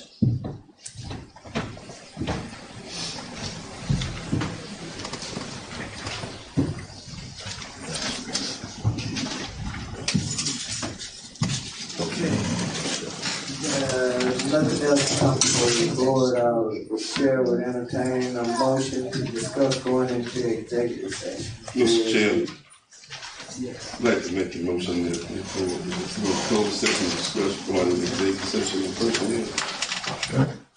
It's been moved by Mr. Martin and second by Etta Dean that this board will discuss going into executive session to discuss personnel matters.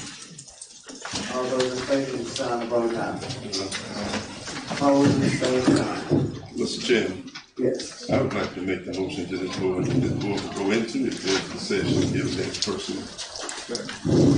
Moved by Mr. Martin and second by Etta Dean that this board will go into executive session to discuss personnel matters.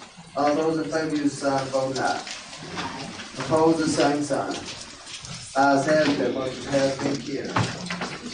You all are welcome to sit silently.